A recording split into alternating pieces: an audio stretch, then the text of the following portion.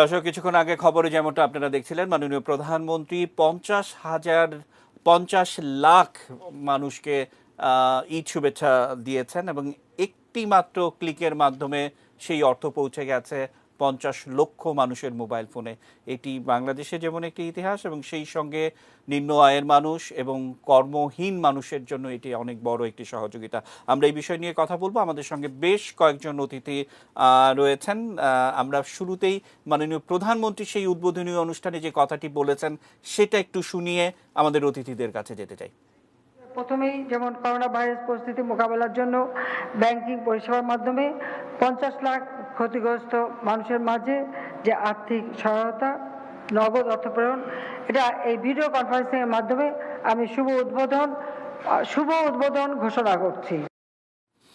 আমরা শুরুতেই মাহবুব আলম হানিফ ভাই আমাদের প্রিয় একজন মানুষ, এবং হানিফ ভাইয়ের কাছ থেকে একটু শুনবো। হানিফ ভাই, এটি কিন্তু গ্রামীণ অর্থনীতিতে একটা বড় মানি সার্কুলেশনের একটা ব্যাপার হয়ে দাঁড়িয়েছে কিন্তু, এবং এই ঈদের ঠিক আগে আগে রোজা এবং সব কিছু মিলিয়ে যে সমস্ত মানুষের কর্মহীন মানুষ আছে তাদের জন্য একটা বড় সহযোগিতা। নিশ্চয়ই হানিফ ভাই, আপনি কিছু যোগ করবেন। হানিফ ভাই। ধন্যবাদ প্রণব। আপনারা ইতিমধ্যে জেনেছেন যে আমাদের করোনা ভাইরাসের কারণে সারা বিশ্ব আজকে অনেকটি স্তব্ধ হয়ে গেছে, মানুষের জীবন বিপন্ন হয়েছে। করোনা ভাইরাস এই মহামারীতে ইতিমধ্যেই সারা পৃথিবীর প্রায় 40 থেকে 50 লক্ষ মানুষ আক্রান্ত হয়েছে, এবং তো প্রায় 3 লক্ষের কাছাকাছি মানুষ তারা প্রাণ হারিয়েছে, এবং এখনো আক্রান্ত হচ্ছে, প্রাণহানিও হচ্ছে। এই ভাইরাসটা সারা পৃথিবীকেই স্তব্ধ করে দিয়েছে, এবং যার কারণে আজকে একদিকে মানুষের জীবন যেমন স্তব্ধ হয়েছে, জীবিকার পথ বন্ধ হয়ে গেছে। জীবন জীবিকার জন্য দুটার জন্যই আমাদেরকে লড়াই করতে হচ্ছে। বাংলাদেশ, আমরা অর্থনৈতিকভাবে খুব সমৃদ্ধশালী দেশ নয়, আমরা উন্নয়নশীল দেশ হিসাবে আমরা স্বীকৃতি পেয়েছি। হাঁটি পা পা করে আমরা কিন্তু দেশে এখন এগিয়ে যাচ্ছি। বাংলাদেশের মতো এরকম একটা অর্থনৈতিক অবস্থায় মানুষ এই বিশাল জনবহুল দেশের কর্মহীন অবস্থায় মানুষকে বেশি দিন রাখা কঠিন, এবং বেশিরভাগ মানুষই, বিশেষ করে যারা দিন আনে দিন খায়, এই সমস্ত মানুষ তারা দেখা যায় যদি তাদের যদি কর্মহীন হয়ে যায় তাহলে তাদের জীবন বাঁচানোটা কঠিন হয়ে পড়ে। সার্বিক বিবেচনায় আমাদের মাননীয় প্রধানমন্ত্রী এইসব বিবেচনা করেই কিন্তু উনি সাহায্যের হাত বাড়িয়ে দিয়েছেন, মানবতার হাত বাড়িয়ে দিয়েছেন। আপনারা দেখেছেন যে করোনা ভাইরাসের কারণে যখনই সারা দেশে লকডাউন করা হলো, সকল ছুটি ঘোষণা করা হলো, তারপর থেকে কিন্তু এই কর্মহীন মানুষদের পাশে দাঁড়ানোর জন্য উনি সরকারিভাবে উদ্যোগ নিয়েছেন, এবং সাধারণ মানুষকে আহ্বান জানিয়েছিলেন যে যাদের যা সামর্থ্য আছে, মৃত্যুবরণে তাদের সামর্থ্য নিয়েই তারা যেন অসহায় মানুষের পাশে দাঁড়ান, সে আহ্বান জানিয়েছিলেন। আমরা দেখেছি প্রথম পর্যায়ে মাননীয় প্রধানমন্ত্রী প্রায় 2.5 কোটি মানুষকে উনি ত্রাণ সহায়তা দিয়েছেন সরকারিভাবে, এবং মাননীয় প্রধানমন্ত্রী বঙ্গবন্ধু কন্যা শেখ হাসিনার আহ্বানে আওয়ামী লীগ সহ দেশের অনেক সাধারণ মানুষও তারাও কিন্তু এগিয়ে এসেছেন এই অসহায় মানুষের পাশে দাঁড়ানোর জন্য। প্রত্যেকটা এলাকায়, প্রত্যেক জেলা উপজেলাতে, এমনকি নির্বাচনী এলাকায় আমাদের সংসদ সদস্য সহ রাজনৈতিক নেতৃবৃন্দ, স্থানীয় জনপ্রতিনিধি, তারা কিন্তু এই মানুষের পাশে দাঁড়িয়েছেন, তাদেরকে যতটুকু যার যা সামর্থ্য আছে সহায়তা করেছেন। আমরা মনে করি যে এই সহায়তার পরিমাণ একেবারে কম নয়। এর পাশাপাশি আজকে মাননীয় প্রধানমন্ত্রী যে দুস্থ মানুষের জন্য, অসহায় মানুষদের জন্য যে নতুন পদ্ধতিতে এই যে আর্থিক সহায়তা দিলেন, এটা বাংলাদেশের জন্য একটা মাইল ফলক হিসাবে বিবেচিত হয়ে থাকে। দেশবাসীর জানা আছে যে 1996 সালে যখন বঙ্গবন্ধু কন্যা জয়ন্তী শেখ হাসিনা রাষ্ট্রীয় ক্ষমতা আসলেন, তখন থেকে কিন্তু উনি চেষ্টা করেছিলেন যে গ্রামের অসহায় দুস্থ মানুষদেরকে পাশে দাঁড়ানোর জন্য, এবং তখন চালু করেছিলেন বিধবা ভাতা, বয়স্ক ভাতা, দুস্থ ভাতা। এই সমস্ত মানুষের পাশে দাঁড়িয়েছিলেন। সামাজিক সুরক্ষা কর্মসূচির নামে এই সমস্ত মানুষের পাশে দাঁড়িয়েছিলেন। এর পাশাপাশি কিন্তু আমাদের ওএমএস খাদ্য পদ্ধতি চালু করে সুলভ মূল্যে চাউল ক্রয় করার ক্ষমতা সুযোগ করে দিয়েছিলেন, এবং এই খাদ্য বান্ধব কর্মসূচির আওতায় কিন্তু প্রায় 30 লক্ষ থেকে 50 লক্ষ মানুষের তাদের খাদ্য সহায়তা দিয়েছিলেন। এবার আমরা দেখলাম এটা একটা নতুন মাত্রা হলো যে প্রায় 2.5 কোটি মানুষকে, 50 লক্ষ পরিবার মানে 2.5 কোটি মানুষ, যদি আমরা 5 সদস্য একজন যদি পরিবার ধরা হয়, 2.5 কোটি মানুষের হাতে উনি এই নগদ টাকা পৌঁছে দিলেন। হানিফ ভাই, একটা ছোট্ট বিষয় যে আমরা সামাজিক যোগাযোগ মাধ্যম সহ গণমাধ্যম সহ বেশ মানে সমালোচনা দেখি, এই যে 27,000 নির্বাচিত স্থানীয় জনপ্রতিনিধি আছে, তাদের মধ্যে 38 জন রিলিফের চাল চুরি সহ বিভিন্ন কর্মকাণ্ড করলো, কিন্তু দেখলাম যে রাষ্ট্রীয় বিশেষ করে মেইন স্ট্রিম গণমাধ্যম কিংবা সামাজিক যোগাযোগ মাধ্যম সেটিকেই বারবার ফলাও করে প্রচার করে।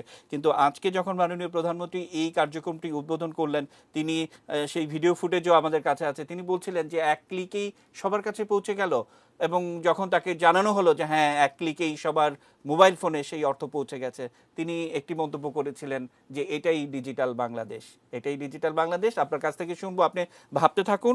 আমাদের সঙ্গে যারা আছেন তাদেরকে একটু পরিচয় করে দিতে চাই। আমরা তৃণমূলে একজন উপজেলা চেয়ারম্যান, অর্থাৎ মুন্সিগঞ্জ সদর উপজেলার চেয়ারম্যান আনিসুজ্জামান আনিস আমাদের সঙ্গে আছেন। আমাদের সঙ্গে সুচিন্তা ফাউন্ডেশনের চেয়ারম্যান মোহাম্মদ এ আরাফাত আছেন। ঢাকা বিশ্ববিদ্যালয়ের গোলাম রাব্বানী স্যার আছেন। আমরা হয়তো একটু যাব, কিন্তু সুচিন্তা ফাউন্ডেশনের চেয়ারম্যান মোহাম্মদ এ আরাফাত নিশ্চয়ই আমাকে শুনতে পাচ্ছেন। মাননীয় প্রধানমন্ত্রী যে মন্তব্যটি করলেন যে অর্থাৎ এটি হচ্ছে ডিজিটাল বাংলাদেশ, যেটি করার চেষ্টা বহু কাল আগে থেকেই বাংলাদেশের এই সরকারটি চেষ্টা চালিয়ে যাচ্ছিল, সেটার সুফল কিনা? আরাফাত।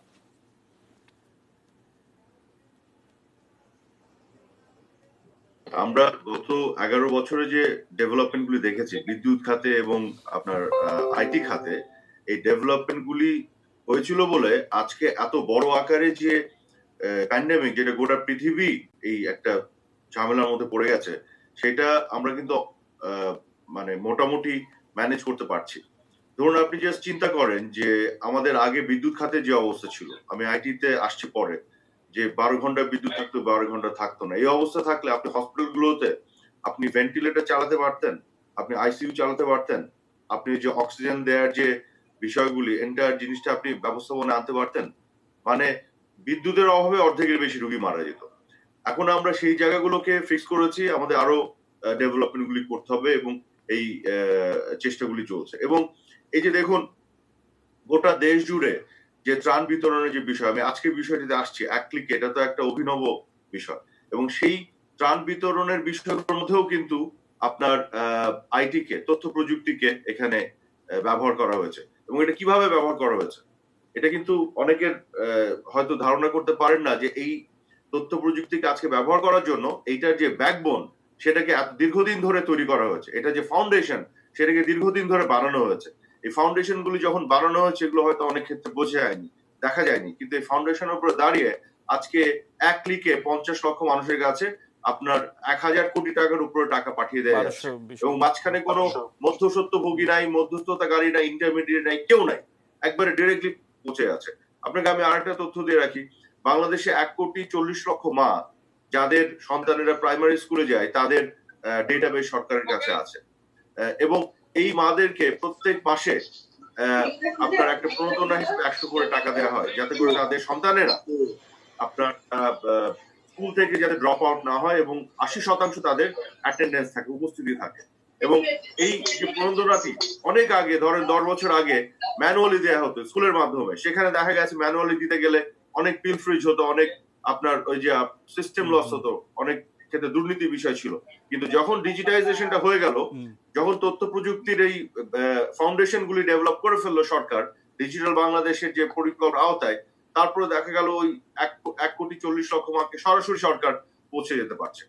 ইভেন আজকেও বাংলাদেশে এই যে এই ক্রাইসিসের মধ্যে দেখেন, এত সহজ না। তো আমরা তো অনেক সময় অনেক কথা বলে ফেলি যে হ্যাঁ আমরা এটা আগে করা উচিত ছিল, এটা করে ফেললে হতো, বাট এত সহজ না। আমরা যখন এই প্যান্ডেমিকের মধ্যে, বাংলাদেশ হচ্ছে পৃথিবীর সবচেয়ে আপনার ডেন্সলি পপুলেটেড, সবচেয়ে ঘনবসতিপূর্ণ একটা দেশ, 16-17 কোটি মানুষ। এখানে আপনার দেখেন বাংলাদেশে ডেভেলপমেন্ট 10 বছরে হয়েছে, 42% মানুষ দারিদ্র্য সীমার নিচে ছিল, সেটাকে আপনি কমিয়ে 18%তে নিয়ে এসেছেন। 24% মানুষকে দারিদ্র্য সীমার উপরে আপনি উঠিয়েছেন। এটা তো একটা বিশাল ডেভেলপমেন্ট, জি কিন্তু জি মাথায় রাখতে হবে আরাফাত একটু তারপরে তো একটু থামায়, আমরা একটু তৃণমূল পর্যায়ের কথা একটু শুনতে চাই যে আমরা আমাদের সঙ্গে মুন্সিগঞ্জ সদর উপজেলার চেয়ারম্যান আনিসুজ্জামান আনিস আছেন এবং অনেকেই হয়তো আপনারা চেনেন। আরাফাত, আপনাকে একটু বলে রাখি, তিনি একজন মুক্তিযোদ্ধা এবং অনেক আগে থেকে আওয়ামী লীগের রাজনীতির সাথে সম্পৃক্ত ছিলেন। এবং আমরা আনিসুজ্জামান আনিস এই যে এক ক্লিকে 50 লাখ পরিবারের কাছে অর্থ সহায়তা কিংবা সরকারের হাতে যে শিক্ষার ডাটাবেস সহ নানান বিষয়গুলো কিন্তু আছে, এবং আপনারা মুক্তিযুদ্ধের আগ থেকে আওয়ামী লীগের সঙ্গে সম্পৃক্ত, আওয়ামী লীগকে নানাভাবে দেখেছেন অনেক চড়াই উতরাই পার হয়ে। আপনার কি মনে হয় না যে সাধারণ মানুষের জন্যই আওয়ামী লীগের টিকে থাকা এবং এই সাধারণ মানুষকেই সহযোগিতা করতে হবে, সেটাই আওয়ামী লীগের রাজনীতি হওয়া উচিত? আনিসুজ্জামান।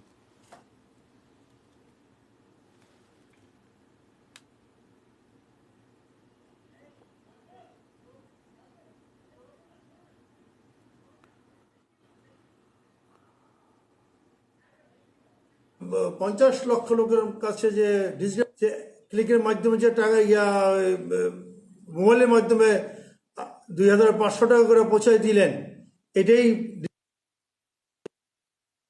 হয়।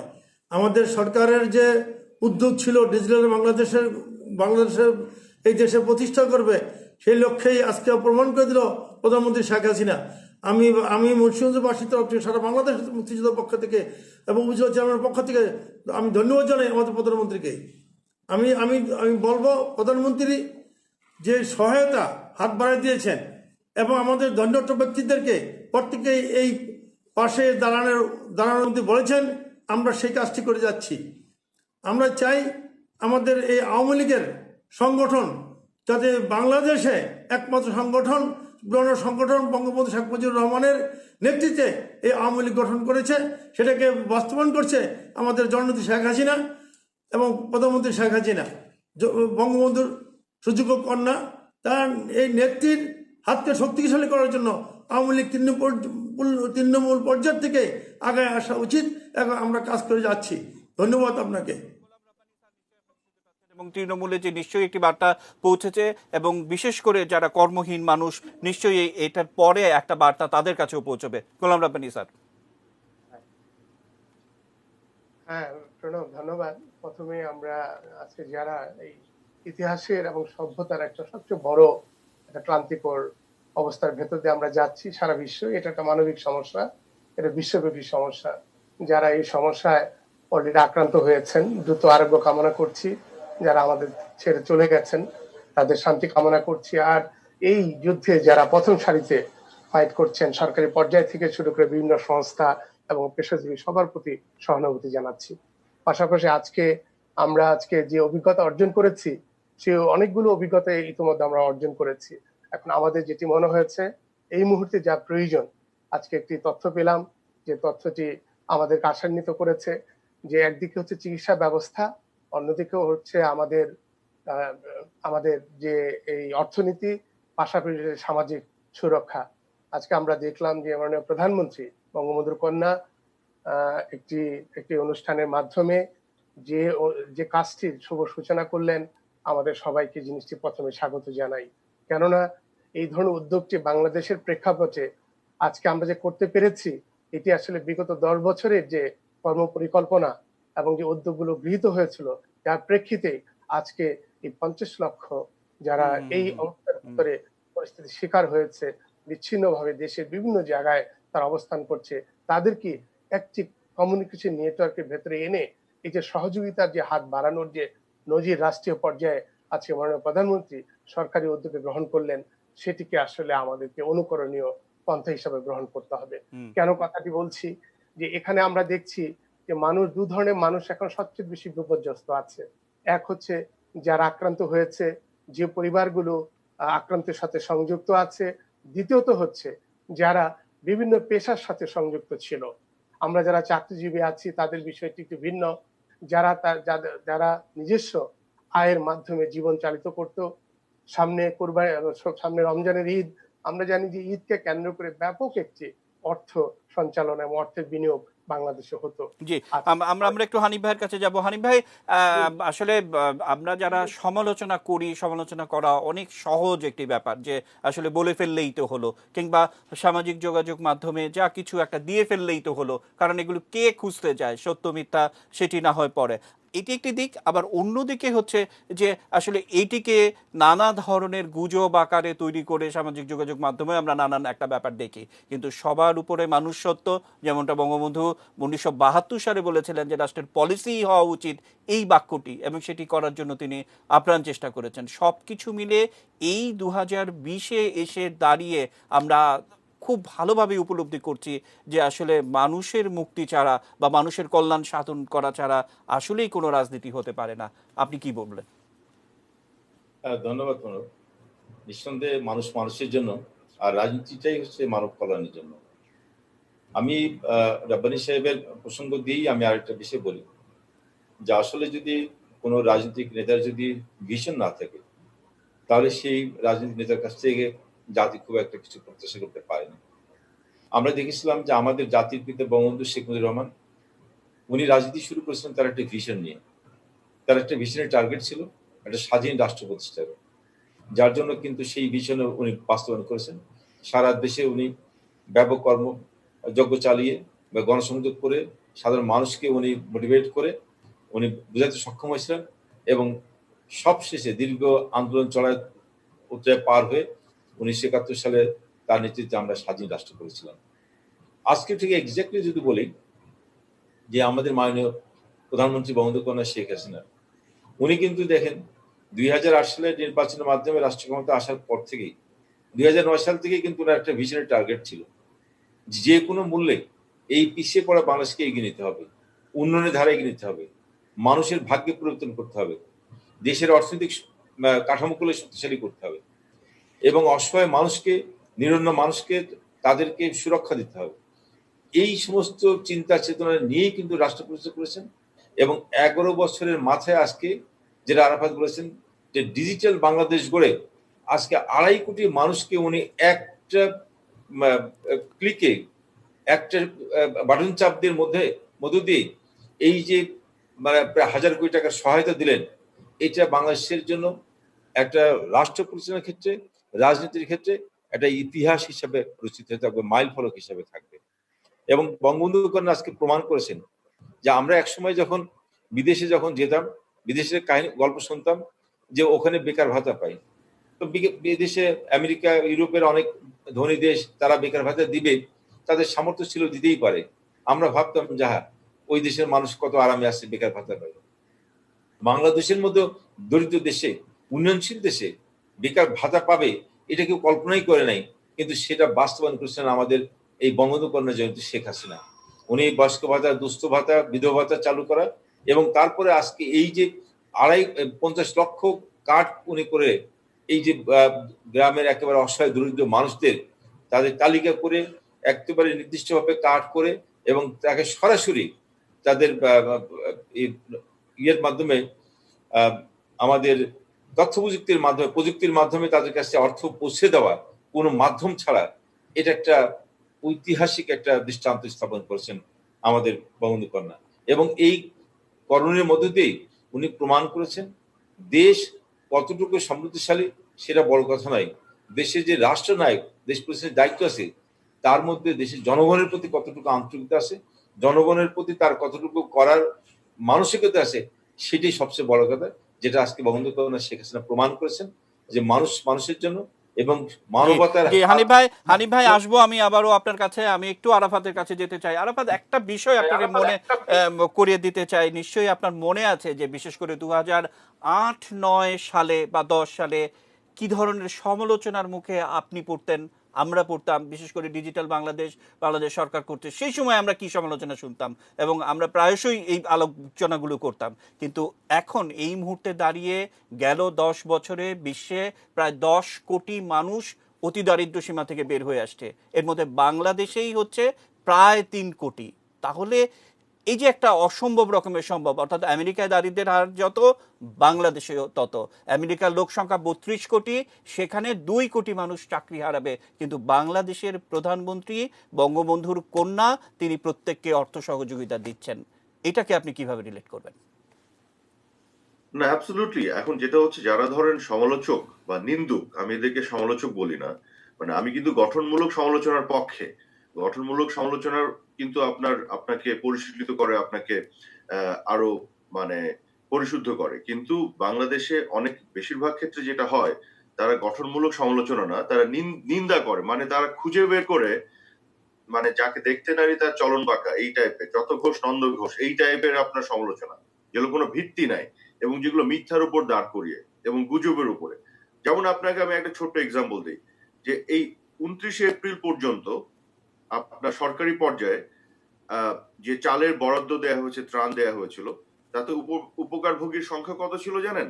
3,50,29,072 জন। এটা কি চিন্তা করা যায়? এটা 10 মেতে এসে সেই উপকারভোগী সংখ্যা হয়ে দাঁড়িয়েছে কত জানেন? সেটা এসে দাঁড়িয়েছে টোটাল আপনার 4.5 কোটির উপরে। এটা কি চিন্তা করা যায়? এখন এই যে এত মানুষ, এটা তো পৃথিবীর অনেক দেশে জনসংখ্যা চেয়ে কম, পৃথিবীর বহু দেশে জনসংখ্যা এর থেকে কম। এত অল্প সময়ের মধ্যে নেটওয়ার্কের মধ্যে এনে সরাসরি আপনি চাল দিচ্ছেন। শুধু চাল দিচ্ছেন না, আপনি দেখেন সারা বছর ব্যাপী যে ভাতাগুলো, যেগুলো হানিফ ভাই বললেন যে বিভিন্ন পর্যায়ে ভাতা, সেটার জন্য 80,000 কোটি টাকার বরাদ্দ থাকে আমাদের বাজেটে। আপনি চিন্তা করেছেন, আমাদের টোটাল বাজেটের 80,000 কোটি টাকা শুধু ভাতার জন্য বরাদ্দ থাকে। সাধারণ মানুষের মানে ওয়েলফেয়ারটাকে কিভাবে মাথায় নিয়ে এই কাজগুলি করা হয়েছে। ইভেন আমরা তো বিধবা ভাতা, মুক্তিযোদ্ধা ভাতা বা অন্যান্য ভাতার কথা জানি। আপনাকে আমি বলি, জেলের যে কমিউনিটি আছে বাংলাদেশে, তারা সারা বছর কাজ করে, কিন্তু এর মধ্যে 3 মাস বছরে তাদের কাজ থাকে না। ওই 3 মাসে তাদেরকে ভাত দেওয়া হয় যাতে তারা খেয়ে পড়ে বেঁচে থাকে। চিন্তা করা যায়?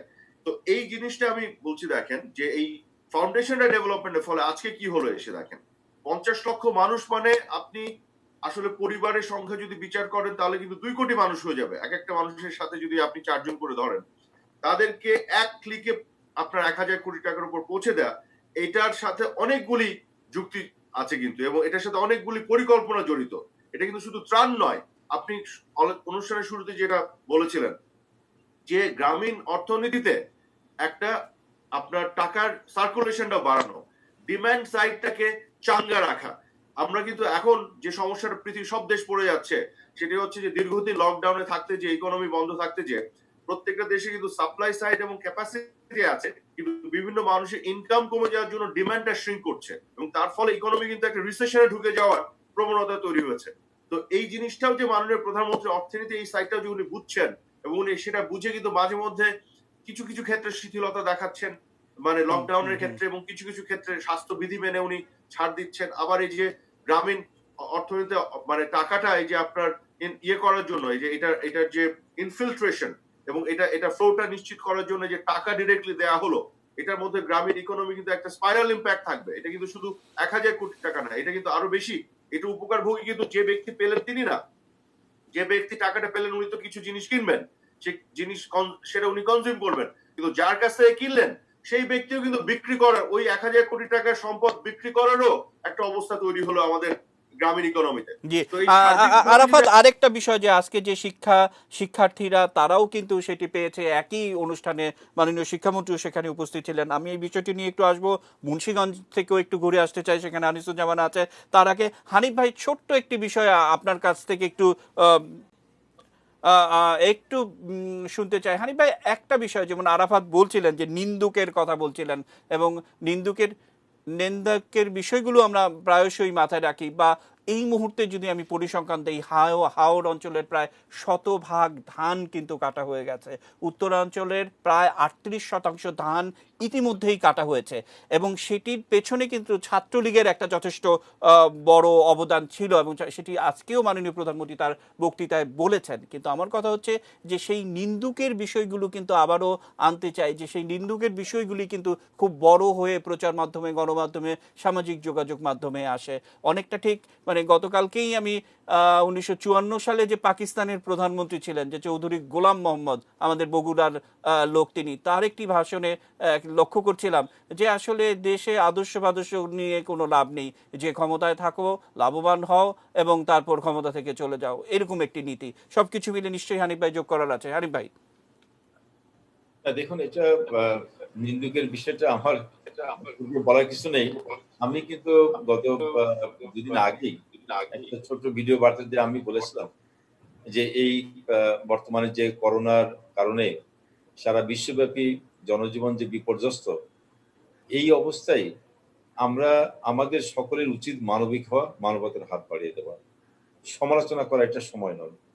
আমাদের দেশের অনেক রাজনৈতিক দলই আছেন যারা যাদের কাজই হচ্ছে অন্যের সিদ্ধান্বেষী করা, সিদ্ধ খুঁজে বেড়ায় বা দোষ খুঁজে বেড়ানো।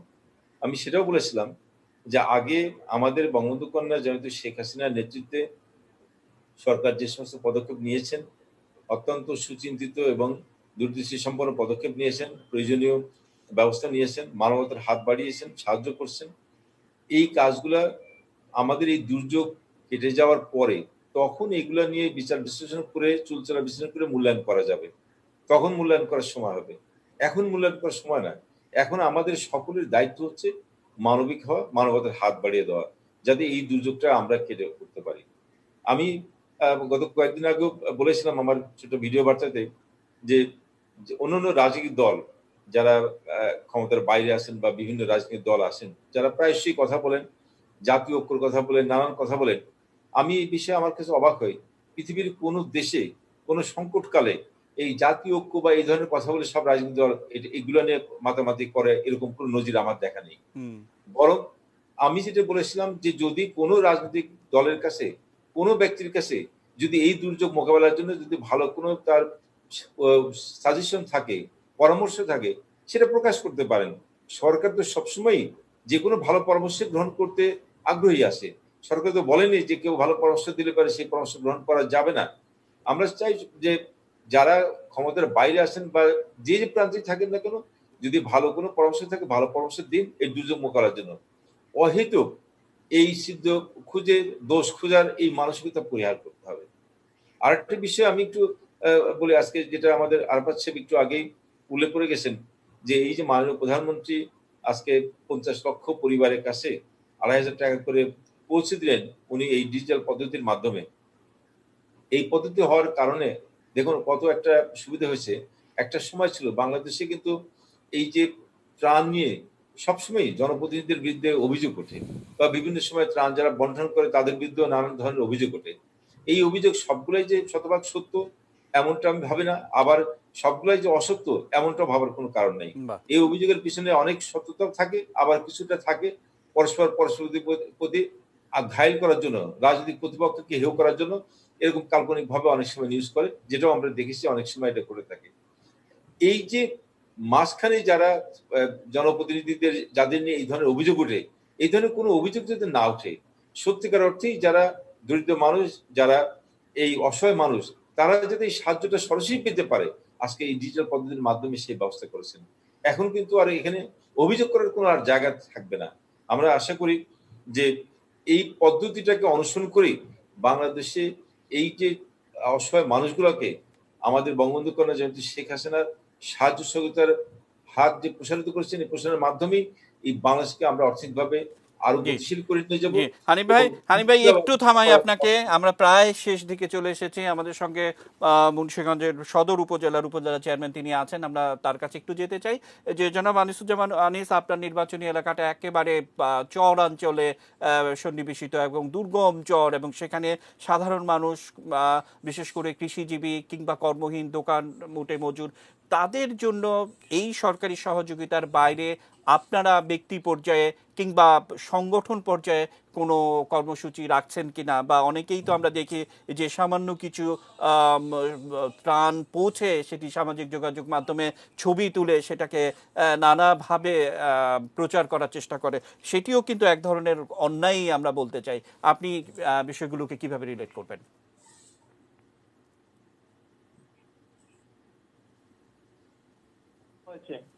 তারা সহযোগিতা করে, ততটুকু করে তার চেয়ে বেশি প্রচার করে। এবং আমি মনে করি আমাদের মতো অনেক লোকই আছে যারা নীরবে এই চলনচলের লোক, তারা সহযোগিতা করে, যতটুকু করে তার চেয়ে বেশি প্রচার করে। এবং আমি মনে করি আমাদের মতো অনেক লোকই আছে যারা নীরবে এই চরাঞ্চলের লোক এবং এই সদর উপজেলার মধ্যে যারা কাজ করে যাচ্ছে, সহায়তা দিচ্ছে আর্থিক এবং পুলিশ সহায়তা করার জন্য। এই পরিস্থিতিতে করোনার উপক্রমে আমরা যারা আগামীতে রোজার মধ্যে সাহায্য করি, জাকাত দেই, কোরবানি দেই, সেই কোরবানিগুলো হাত কমিয়ে আমরা যারা আগামীতে রোজার মধ্যে সাহায্য করি, জাকাত দেই, কোরবানি দেই, সেই কোরবানিগুলোর হাত কমিয়ে এখন যে সহায়তা করে তাদেরকে সুস্থ রাখতে পারি, খাওয়া। জি জি, অসংখ্য ধন্যবাদ। আমরা একেবারে শেষ পর্যায়ে চলে এসেছি। গোলাম রাব্বানী স্যার, নিশ্চয়ই আপনি কিছু যুক্ত করবেন, তারপর আমরা হয়তো আরাফাতের বক্তব্য এবং হানিফের বক্তব্য শুনে অনুষ্ঠান শেষ করবো। একটা বিষয় যে এই সমালোচনা, এক ধরনের লোক আছে কিন্তু স্বভাব চরিত্রই হচ্ছে যে ভালো না কাজ করে অন্যের সমালোচনা করা। এটিকে এই মুহূর্তে বড় করে না দেখে যারা যে ভালো কাজগুলো করে যাচ্ছে তাদেরকে আমরা ভালো কাজ চালিয়ে যাওয়ার জন্য অনুরোধ করছি, স্বাগত জানাচ্ছি। পাশাপাশি শুধু রাষ্ট্র কিংবা সরকার উপর নির্ভরশীল না হয়ে এই যে বিশাল জনগোষ্ঠীর একটি দেশ, যারা শুধু বিত্তবান নয়, যারা আমরা আজকে স্বাভাবিকভাবে জীবনটা চালিয়ে আমরা চলে যাচ্ছে, পাশাপাশি আমরা সবাই যেন এই দুটো ঈদ আছে সামনে, অন্তত এই ঈদে আমরা নিজের জীবনে অনেক কিছু ব্যয় করে থাকি, সেই প্রশ্নটি যেটি এসছে সেদিকে আমরা সংযত হয়ে আমরা সেখান থেকে খরচকে সাশ্রয় করে আমরাও যদি আমাদের উদ্যোগে আমাদের এলাকা থেকে শুরু করে আমাদের পরিজন সবার পাশে দাঁড়াই, তাহলে তো এই বড় দায়িত্বের একটি অংশ এর ভেতর দিয়ে আমরা পালন করতে পারি। জি, অসংখ্য ধন্যবাদ।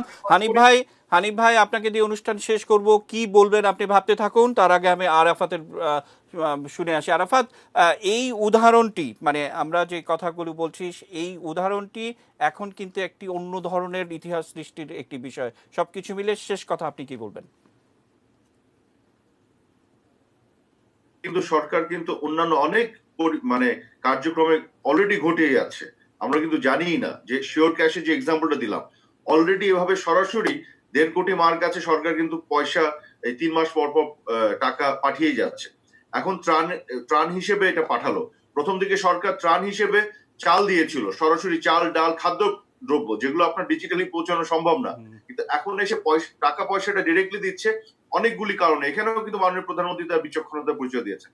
আমি সমালোচনা নিন্দার জায়গা থেকে বলতে চাই, দেখেন 4.5 কোটি মানুষকে ত্রাণের আওতায় আনা হলো, এই 50 লক্ষ পরিবারকে আপনার এইভাবে সরাসরি টাকা দেয়া হলো।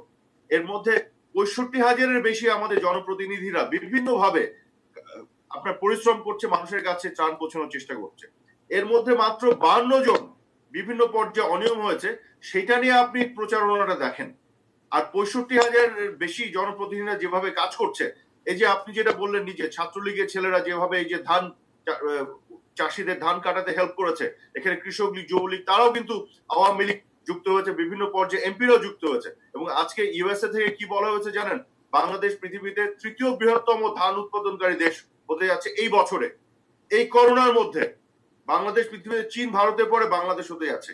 তাহলে এটার একটা ব্যবস্থাপনার যে জায়গাটা বিচক্ষণতার সাথে সরকার যদি না করে থাকতো, এবং এই যে আওয়ামী লীগের বিভিন্ন অঙ্গ সংগঠনের যেভাবে সহযোগিতা হাত বাড়িয়েছিল, জনপ্রতিনিধিরা যেভাবে সাহায্যে হাত বাড়িয়েছে, সেটা না করলে আমরা কি 3য় বৃহত্তম হতে পারতাম? কিন্তু আপনি দেখবেন কোন একটা জায়গাতে একটা ছোট্ট সমস্যা হয়েছে, সেটা নিয়ে দেখবেন 1 সপ্তাহ ধরে আলোচনা হচ্ছে, গণমাধ্যমগুলোতে আপনার সমালোচনা হচ্ছে। আরাফাত, আমরা শেষ করব অনুষ্ঠান। হানিফ ভাই, একটু ধান কাটা প্রসঙ্গে আসি। যে কাঁচা ধান কেটে দেওয়ার একটি ছবি সামাজিক যোগাযোগ মাধ্যমে আমরা দেখি, এবং ছবিটি প্রকাশের পর নানান সমালোচনা দেখি। তারপরে 4 দিন 5 দিন পর জানা গেল সেটি একটি ফেক ছবি ছিল। অর্থাৎ আপনি যত কিছু ভালো কিছু করেন না কেন, কিন্তু নিন্দুক তো আপনার পিছেই আছে। সবকিছু মিলে শেষ কথা আপনার কি হবে হানিফ ভাই? আমি একটা বিষয় শুধু বলবো যে বাংলাদেশ আওয়ামী লীগ সহ আওয়ামী লীগের সকল সহযোগী সংগঠন এটা জনগণের জন্যই কাজ করে, জনকল্যাণের জন্যই, দেশের জন্য কাজ করে। আমাদের দলের প্রতিষ্ঠাতা জাতির পিতা বঙ্গবন্ধু শেখ মুজিবুর রহমানের আদর্শ ধারণ করেই আমরা আমাদের বঙ্গবন্ধু কন্যা জয়ন্তী শেখ হাসিনার নেতৃত্বে আমরা দেশের জন্য কাজ করে যাচ্ছি। বঙ্গবন্ধু কন্যার উপরে আস্থা রাখুন, বঙ্গবন্ধু কন্যার উপরে ভরসা রাখুন, তাহলে আমরা দেখবেন যে এই দুর্যোগই শুধু আমরা কাটিয়ে উঠতে সক্ষম হব না, এই দুর্যোগের মধ্যেও আমরা অর্থনৈতিক চাকা আমরা সচল রেখেই আমরা বাংলাদেশের যে উন্নয়ন অগ্রগতির ধারা সেটাও আমরা অব্যাহত রাখবো। অসংখ্য ধন্যবাদ আমাদেরকে সময় দেওয়ার জন্য। আপনাদের প্রত্যেককে শুভেচ্ছা অভিনন্দন জানিয়ে শেষ করতে চাই। প্রিয় দর্শক, নিউজের আপডেট পেতে সবসময় চোখ রাখুন এটিএন নিউজের পর্দায়।